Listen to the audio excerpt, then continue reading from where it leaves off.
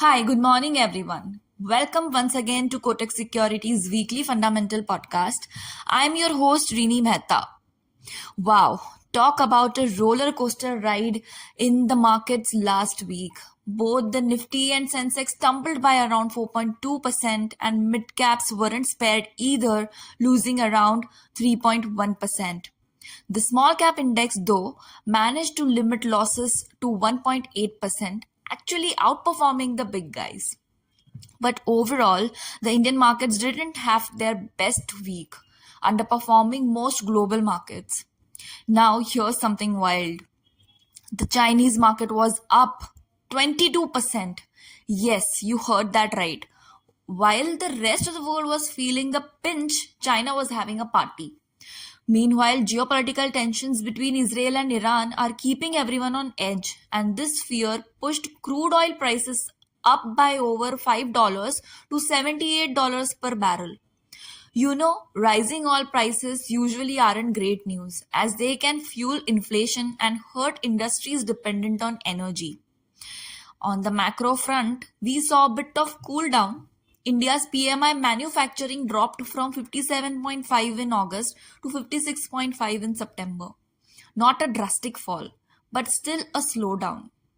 The services sector wasn't far behind, sliding from 60.9 to 57.7. It's like the economy's energy dipped slightly across the board.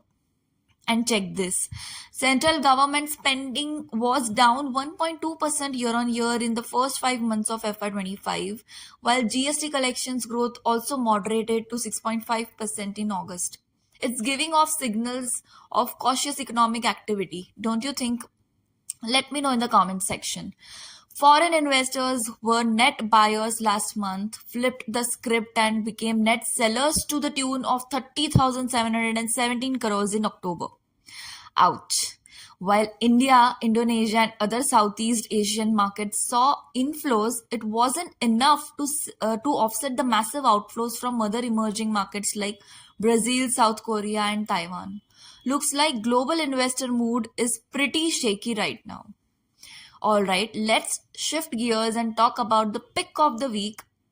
Our pick of the week is HDFC Life. Now, they have been quietly growing their agency business, but what's impressive is how they are balancing growth with profitability. It's also about quality over quantity for them. They had a tough time in FY24 and first quarter of FY25, but things are turning around slowly and we are optimistic about the next few quarters. We are keeping our buy call with a target of 840. Now, before we wrap, let's talk about Eureka Forbes, a company making waves in the product space. We had a great session with their management, and here's the scoop. Their product business is growing in the high teens thanks to a mix of volume growth and some innovative products that customers are loving. Even though consumer sentiment is still a bit muted. There's growth in the category as Eureka Forbes and other players are stepping up investments. Their focus on service is worth noting, with technology being used to improve customer experience. All this, coupled with operational leverage, makes Eureka Forbes a solid player in the market. We are retaining our buy call with a target of 700 and it's our top pick in the sector. So that's our weekly wrap up. Stay tuned, stay invested, and remember the markets are always full of surprises, sometimes good, sometimes Catch you in the next one. Thank you, signing off.